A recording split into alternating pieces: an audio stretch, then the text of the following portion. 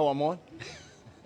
We're live here from Newtown Athletic Club. My name's Jim Worthington. I want to give you a little tour of what's been happening over the last couple weeks or so, or last month, and then talk about some things that you guys have questions about and my staff want me to talk about tonight. So first, let's start with, we just opened up on Monday our new hallway back to the mind-body / new Breaking Boundaries Phase 1. This is our new stairwell that goes down. If you remember, this used to be in a different direction here. We rerouted it so that it would be, a better visual. So when you go down this hallway, the whole idea here is to open up the entire club to go from the front to the back. So we got this done. We opened it up. We enclosed these rooms here. These are future projects that we're hoping to get done as cash flow permits. You can see the floor is not done yet. We wanted to open it up. When we get a chance in the next 3 weeks, we'll start that and we'll reroute people back the old way. But for now, we just wanted to get people used to going back and forth. This is the future home, the Techno Gym behind here. This wall will be completely gone. It'll be open. It'll have a low wall about this high, and it'll be open to see all the equipment. Now, all the equipment in Techno Gym that we have now will be moved over here and some other new stuff. Honestly, we're probably going to do this last, and I'll tell you why. People that are using Techno Gym now, that's mask required, they like the fact that they can come into the club and go straight into there without entering with a bunch of other people. It tends to be people a little bit more mature, not mature like emotionally, but mature age-wise. I probably don't fit that category, but they tend to be a little bit older. So they are more concerned about, and rightfully so, safety and all that stuff. So they like coming in the front door, going right in there. So this will probably be the last thing that we do when in this floor. If you follow me down this way, you can see the whole idea is to open up the entire club so that you can see from one end to the other. In fact, if you point that camera back there, you'll see in the future that cafe is completely gone. That's phase 3. It's pushed all the way back to where my office is, almost to the nursery, and it expands out in front of the current lobby that we have, or current entrance that we have. So you'll be able to see from all the way from one end of the club to the other, giving it more of an open feel. Again, this is phase 3 that has been postponed, but we're working on it. I'm going to take you on a little tour of some of the rooms here in a minute inside. This is the bar lab. Now this is enclosed for now, but this will be all glass. So the entire thing you can see from one end to the other right through. This will allow us, the bar lab, to go do a bunch of different bar classes. It has the bars all the way around the room. We'll also be able to do some other things, other type of classes. Originally, they were going to call it the bar lab. Oh, it is the bar lab. Okay, good. Hey, I learned something new. So there's other things besides bar that are going to happen in here, classes that they're going to try out, experiment with. So this is really going to be a cool room. Let's walk over here and look at the spin studio picture, and then we'll go back and around. So this is the front of the bar lab again, all glass here. How you doing? Good. And then here will be the entrance of the home of what we're calling Rev, our cycling studio. There'll be a big doorway here. This will be enclosed, a little bit of glass. We'll take you behind the scenes here in a minute. We'll have to climb over a few things to get there. This is going to be phenomenal. We will be one of the only clubs in the world to have this technology, which is, I want to make sure I get the terminology right here. It's called Les Mills IMAX Theater. It's called the Trip. So we'll take you back there and show you that in a minute. But you can see how it all connects with the new part that we completed back in October, November. All the same look of that will come across here, so it'll all be one uniform styling. And there's the lockers, the bathroom, pulses around the corner. So let's take a look over here, and we'll crawl over some stuff to give you an idea what you're looking at. One other thing I did want to tell you that's pretty cool, I think, is this hallway, I mean, again, these walls won't be here. There'll be glass here, but this would be open. This would be a beautiful view into the fitness center, and then, of course, in the summertime into the escape area. So this is really going to be outstanding. Let's take a look at that real quick since we're over here.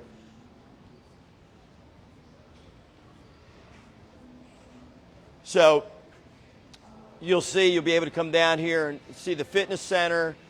You can still see the lights on in the pool out there. So it'll be a beautiful view of the club for, when members want to show their friends, or if they're just trying to get quicker to the fitness center without going downstairs. By the way, one other thing I did want to tell you, there'll be large openings here into the Techno Gym. So this landing here will be also included in Techno Gym. So they'll have almost 1.5 times more space in this area than they did the old Techno Gym. So then there'll be stretching and things like that. That equipment won't be here. Let's go in and climb over some stuff. Again, this is the bar lab. Be careful, camera person. So this gives you an idea. For now, it's just storage. I mean, we don't have much storage here at the NAC. We don't have much storage, and we don't have any office space, but that's because we try to give all the space to the members. So if you take that back that way, you can get an idea. Again, this will be all glass, so you won't feel like you're confined. And right next door to it is the spin studio that I'll take you up. Now this isn't an entrance, obviously. This is the back door for now, but this gives you an idea of the spin studio.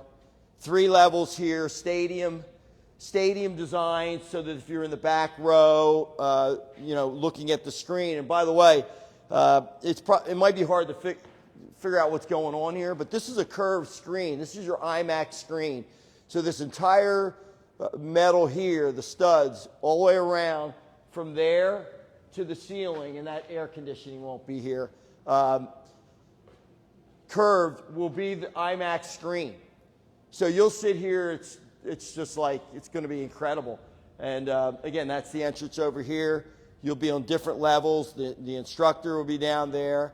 And we will be one of a handful of clubs in America and in the world that has this technology. Just the screen alone is the whole process, the lighting, everything that's involved in this room alone is in excess of $300,000 for the audiovisual. So it gives you an idea of the extent of what we're going to do here to make this a phenomenal facility. So we're excited about this. So let's move back out and we can talk about some other things here. Good thing I'm short.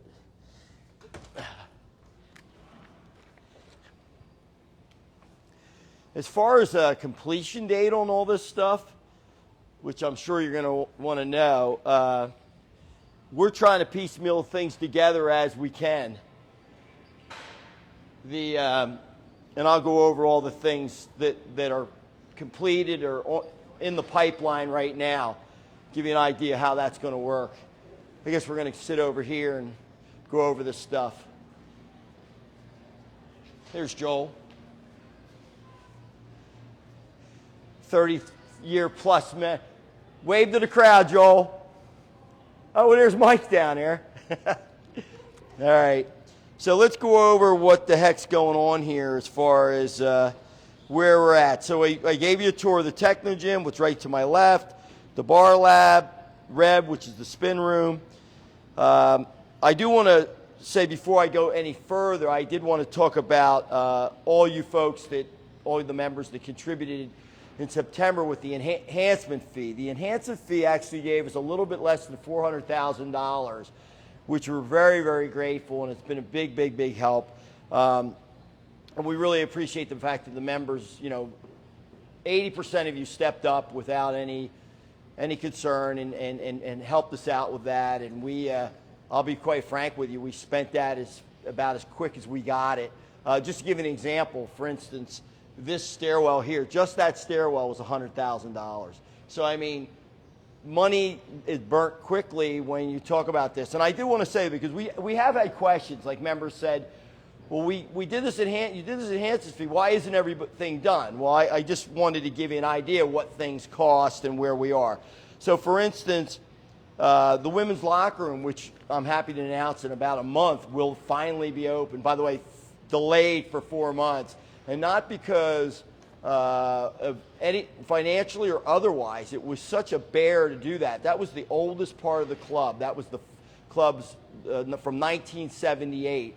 And when they got in there, they found things they never expected to find, including the old racquetball court 9, floor, and 10, which we actually got a couple pieces of wood. We have that in my office, but it was really a problem finding the old things that we needed to fight through. But that locker room, since September, the completion of that, and we were halfway through at that time, was $1 million that we spent just on that.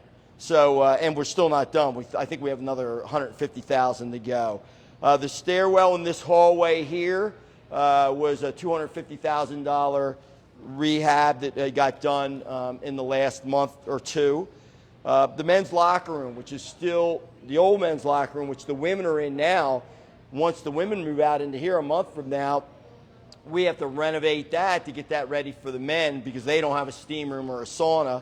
That's $1.5 million yet to go. We also have on the slate the indoor pool and the European spa, which, you know, we delayed that. We were going to do that this summer, but we were shut down to renovate the pool and to do the European spa. And the pool needs to be renovated. I'm not going to lie. It's been 25 years. That in itself is $1.5 million. The wellness wing, which we've been working on for the last 3 months, which will have a concierge doctor and all that stuff, and we'll get into that in a little bit, that's another $500,000. So if you add all that up, I put back here, that was about $5 million worth of stuff that has occurred or will have to occur here shortly. And you can see the $400,000, which, believe me, very thankful, doesn't really cover even less than 10%. So, I mean, I just want to let people know that, again, they thought, well, geez, we chipped this in. Why isn't everything done? Because well, it really is a fraction of what our expenses are. But it certainly helped. I don't want to minimize that. And thank you, again, to the people that contributed to that. There's also some other things that we want to do that are still on the books, which is out here, which is phase 3, which is redoing the new entrance, adding a new cafe. Many of you may or may not be aware. You can come this way. Nope, they think they see us filming. You know, I don't know how many are aware of it. We have a part of our plan is to add a Starbucks and put it in here, our own Starbucks. So we have some exciting things on phase 3 once we get through all this stuff on phase 2, which, again, it's all finances dependent. You know, we need to keep things going. I think if things hadn't happened with COVID, we would probably be 80% of all the construction, even including phase 3.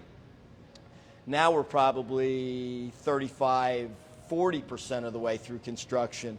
If I had to guess, I would say that we would be, God willing, somewhere at the end of 2022, we'd probably get everything done.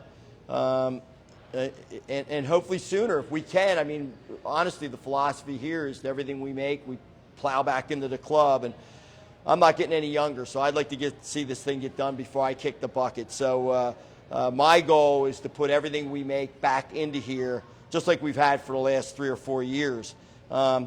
So that's kind of the update on the construction part of the club. Let me move now. Can you think of anything I missed on that? Okay. All right. So that gives you an idea. And we're continuing. I mean, as we're able to scrape together money, we're going to keep doing what we need to do.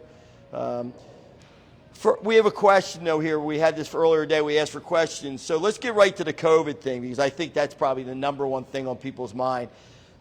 Rebecca asked the question, will gym members now be required to wear masks while exercising? Our governor today basically said that he wanted to see that both indoor and outdoor. we are finding clarification with our health director in Bucks County, Dr. David Damsker. He's the one that sets the guidelines for the county. We're trying to find out as we speak whether he wants us to adhere to that. Just for you folks that aren't aware, we have been masked coming into the club and leaving the club, and we have designated Technogym as a mask-only area. However, we were advised by Dr. Damsker that though we strongly suggest masks throughout the club, that it wasn't mandatory. And frankly, I really respect this guy for a couple reasons. One, I think he understands the balance between business and safety. He's also a health club user and member at Cornerstone up in Doylestown, and I think he realized how exercise is medicine, and it's essential to building immunity and keeping people well. I can tell you, if Dr. Damsker says we need to go mask 100%, we will go masks 100%. At that point, because I trust and value his opinion. Not that I don't trust the governor, but every county is different. And frankly, the governor hasn't been to Bucks County, to my knowledge, nor the Secretary of Health of Rachel Levine has not been either. So I'm going to defer to Dr. Damsker, and we have a great relationship with Diane Marseglia, the county chairman and county commissioner, who's been wonderful to work with and is always a source of information. And I'll be honest with you, she has no problem telling me like it is and expressing her opinion, and I have nothing but respect for her too. I hope she's watching. So that's kind of the answer to that question. We will have better clarification tomorrow. The second question is, do you expect to close again? No, I do not expect to close again. I would be shocked if we are asked to close again. I know Philadelphia has been asked, and I know the mayor there has kind of asked if the suburbs would chip in. I believe between Dr. Damsker and our leadership at the county levels with Chairman Marseglia and the other two county chairmen, that I think that we can all operate in a safe environment, doing all the things we need. I do want to remind our members that back in April, the NAC, headed by Kate Golden and Linda Mitchell, actually put together, through the Surgeon General, Jerome Adams, who I happen to have a relationship with, and the CDC, the guidelines for the health club industry domestically. So, I mean, we are a leader in that, in doing the right thing and putting those things together. So, I mean, I could tell you this, the NAC, and I'll get into the statistics in a minute, is the safest place as you could be. Now, I do believe, because we've done everything right from the day one, that I don't think we'll be at risk of shutting down. I mean, of course, the governor could queer that deal tomorrow and say he thinks X, and then at that point we'd have to deal with whatever the situation would be. But we see full speed ahead, and frankly, every day we get busier. I think people realize that exercise is medicine, and being healthy and building immunity, and I'll get into some of the statistics here of people that are at risk. We are blessed and thrilled that the members that have come back are coming even more now. And I pulled in tonight. I don't come here much at night, and the parking lot was full. So there's people here just keeping healthy, which is what our mission is, our life's work. So let me just go into what's happened since us. I'm going to cite some statistics, but I think the most important statistic to cite is what the heck's been happening here. Since we've been opened up in June, there has not been one case of COVID spread traced back to the NAC. Zero. Not one. That's the biggest, most important statistic to you that I could cite. So if I'm going to talk about a Colorado study, this study and that study. The only study that really matters is, has there been any COVID outbreak at the NAC, and has any of it been traced back? And by the way, you can confirm these things by going to the Bucks County Department of Health if you want to confirm what I'm saying is true. Zero. None. I mean, that it can't get any better than that. There actually has been 5 cases where people have had COVID that have been here, that we're aware of, that have been traced back again, but no spread. And I credit that to Joel Eckert and our health, our sanitation team, we've got some of the best people. I mean, Joel's phenomenal. Everybody knows Joel, loves Joel, and he just told him pushing a lawnmower, a vacuum cleaner down here a minute ago. I mean, he's a hands-on guy. He loves the knack. He'll do whatever it takes, as well as all our staff. Our staff's phenomenal. So we take this very seriously. I'm not going to lie. We've had some confrontations at the front desk with people that wouldn't wear their mask in, and we've sent them out, and they weren't happy about it. But we have an obligation to keep everybody safe, and we have zero traced COVID spread back to the club. Some statistics that I want to tell you that are probably just to supplement what I'm saying.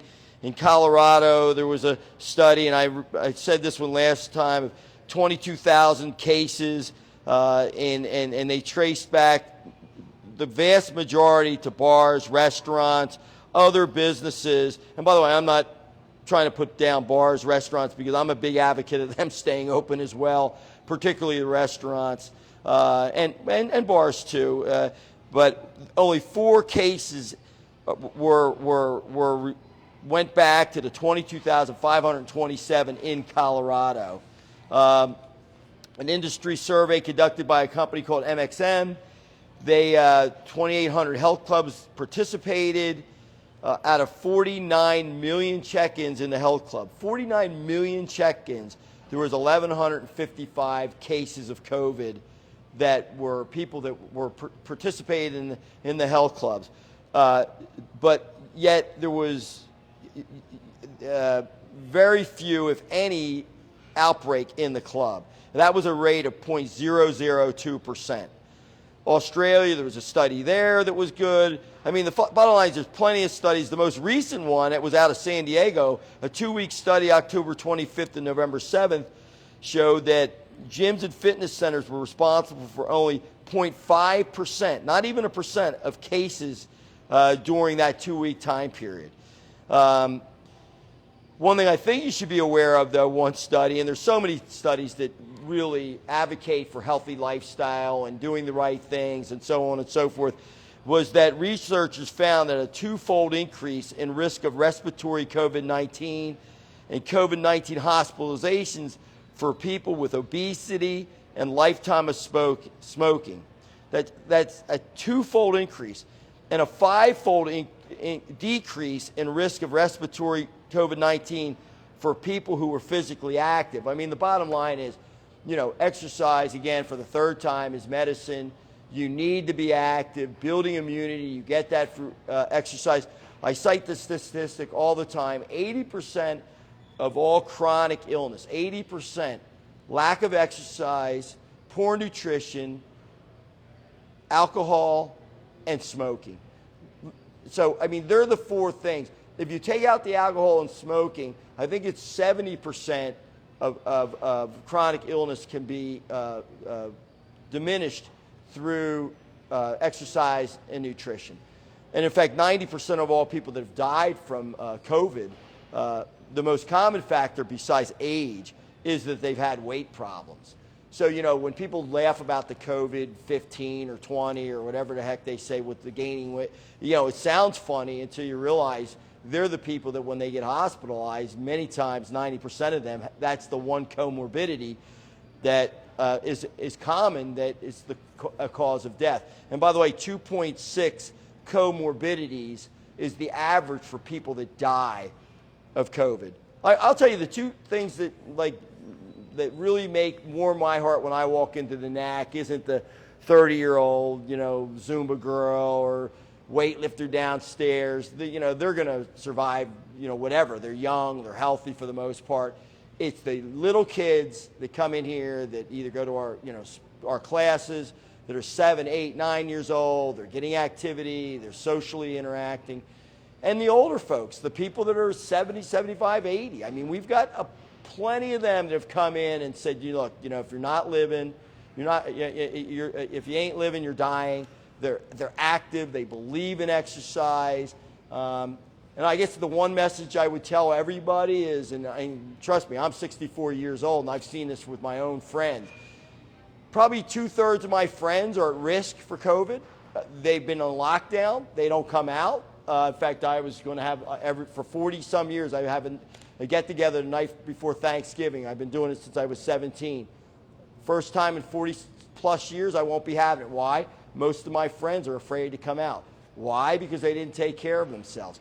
They didn't exercise. They drank too much. They smoked. You know, I'm calling them out. And it's a fact. You know, you don't start this stuff when you're 60. You start it sooner than later. It's never too late to start. But if you're 20, 15, 10, 30, you need to keep, I'm a firm believer in exercise. This is my life's work. And, you know, it begins today. So that when you get my age, you don't have to worry about going out. And by the way, if I got COVID and something happened to me, you know, anybody can get it, don't get me wrong. But I would hope, because of the way I've lived, that I would have a better chance of surviving. And that's all you can do, is make your odds as good as it can be. So there's your COVID portion of tonight's Facebook Live. Let's talk about where we were in 2019 and where we like to get back to. 2019 was by far the greatest year we've ever had. In fact, the first 2 months of 2020 were phenomenal. The health club industry in general was never better than it was. And I'm not talking about making money. I'm talking about in participation. We were growing participation across the board, from boutique, small, you know, Pilates studios to yoga studios to big mega clubs like ours. And frankly, I love that. In fact, people say to me, you know, going forward, you're going to have less competition, because as of today, 20% of health clubs have gone out of business. And now with them shutting down around the country, we expect another 15 to 20%. 40% of our business industry could go away. People say, oh, that's good for you. It's not good for me. It's not good for anybody. We're in the business, if you really believe in what Lyndon Mitchell, who's been with me for 40 years, and myself and my staff believe in, is we believe in changing lives and making lives better. I don't want to see Optimal, which is a mile down the road. I mean, the guy's a great operator, he's a good guy.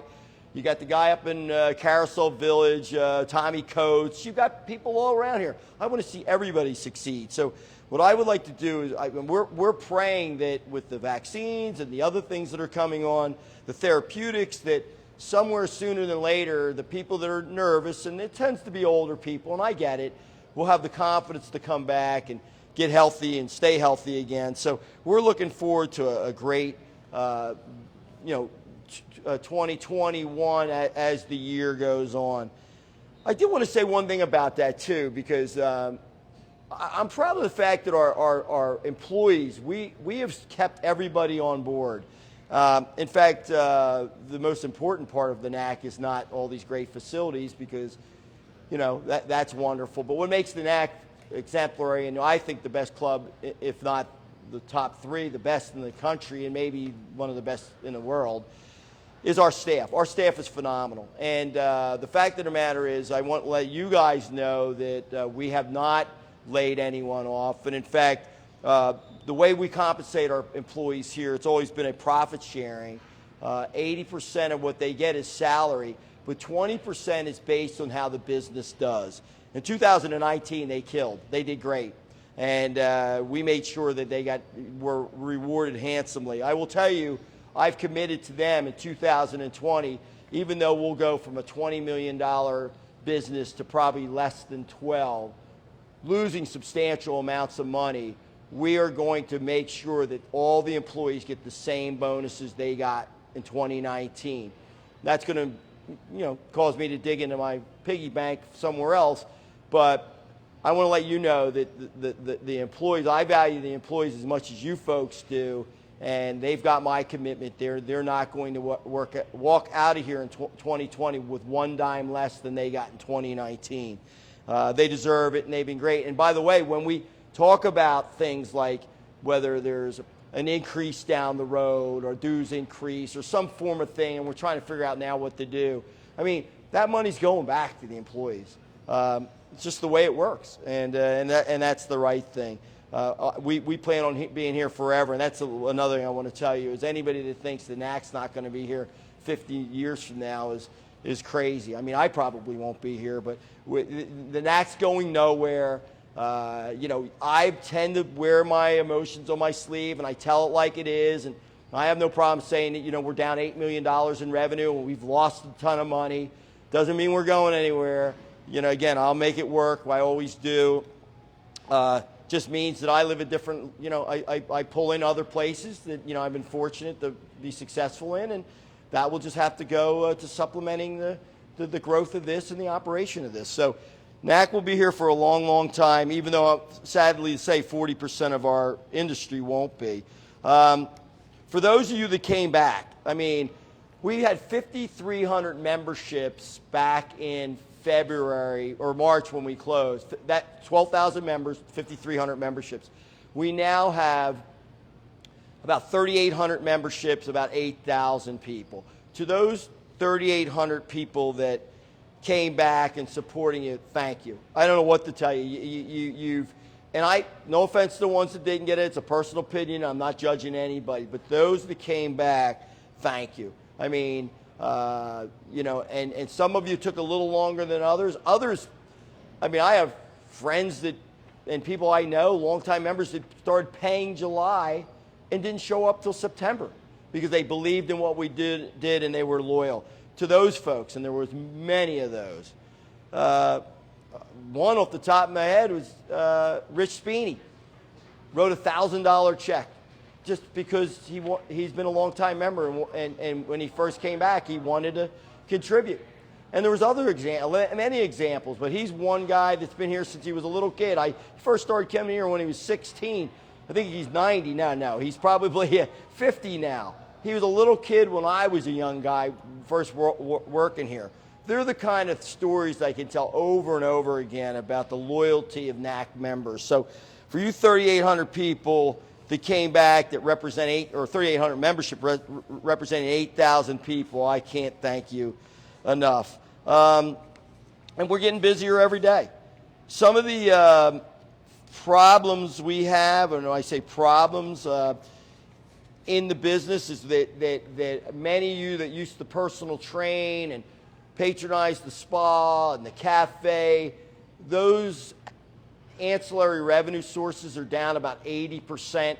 So we are working on trying to get you back in to support that part of the club. I think you've told you before that only 50%, the memberships only cover 50% of the operating expenses here. So with even less memberships, it's even harder to cover half the operating costs, and because we don't have as much personal training and so on and so forth, cafe spending and things like that, it's not making up the difference. So if you are in the club, if you can support those things, keep in mind when you support like personal training, half that money goes to the trainer. So if you want to support the employees, come back and train, or come back and get your hair cut, because those people depend on you to come in. That's that's all their income comes from half of the fee we charge on that. So if you find it in your heart to start that up, we'll keep you safe. We'll make you a safe smoothie. We'll get you a safe haircut or a massage. A lot of that money goes to our employees. So if you could help out there, that would be awesome. Some of the other things that are going on here that I would be remiss in saying, we opened up our school enrichment program up here at the field house. We started out about 80, 100 people back when the schools first went virtual. They kind of went back to, you know, half and half, and now we have 40 or 50. If in fact things go haywire, keep that in mind. Amanda Sinkler and her team do a phenomenal job. Our preschool right next door here, nothing but rave reviews. Trust me, rave reviews. My neighbor, who's 6'7", would tell me otherwise. He's got two of his kids in there. Him and his wife Elena are thrilled, and they're not the easiest people to please. Sorry, Matt, but they're good people and they love it, and they've recommended a lot. If you're looking for I think the best preschool probably anywhere, let alone Bucks County, take a look at that. And if you know anybody, please refer to that. It's a phenomenal facility. Again, Amanda Sinkler and her team were the ones there. I did want to tell you that the wellness wing, which will be opening up here probably right after the first of the year, We got some exciting things there, some of which I can announce, some I can't. But some of the ones that I can is that we're probably going to have a NAC concierge doctor and personal health coach. It's Kate Golden's putting this together. She's really good at this. So you'll be able to come into the club and there'll be a concierge doctor so that if you need a checkup, a physical, something's wrong, you'll be able to either on-site here or remotely, you know, I forget the name of what they call that, medicine. You'll be able to do it here through the NAC. Part of our whole wellness program, cradle to grave, infant to seniors. We've always wanted to be a bigger part of the medical community. In fact, we think down the road, if not sooner than later, that the state and others have to judge us as part of the wellness continuum. I mean, that's what we do. And it is a battle, not just here in Pennsylvania, but across the country. I really feel strongly that fitness clubs, health clubs are part of the wellness continuum. We are no less important to a hospital. I mean, what's better than keeping you out of hospital than coming here and keeping you well? And until America starts to develop the mindset that the best way to decrease healthcare costs and not overburden the system is to keep you well. Until we incentivize through the Fit Bill and some of the other things I'm working on with Linda Mitchell, until we incentivize people to stay healthy, we will be always a country that is going to have a burgeoning deficit with healthcare costs, treating the sick. The key is to keep people healthy, and exercise does that. So, Taylor, unless we have any questions, I probably, how many minutes was that? 36. 36 minutes, a new indoor NAC record. We usually go 40. Let me just close with this. We appreciate everything that you guys have done. We came from a 3-acre, 15,000 square foot facility, which is about the size of the basketball court over there to my left, back in the day in 1978, and now we're one of the biggest health clubs in America on 26 acres, 250,000 plus square feet. And if it wasn't for you and the community supporting us over the years, investing in us, trusting us, helping us grow, and the people that worked here, really the people that worked here, that we would not be talking about all the great things. And I think the great future ahead. We'll get through this COVID stuff, and we'll be all feeling much better about being active, and just keep positive. This is what this is about tonight. Keep positive. I'm positive, and whatever they throw at us, we'll get through it. And thanks for everything you guys do, and appreciate all your patronage and support. Thank you.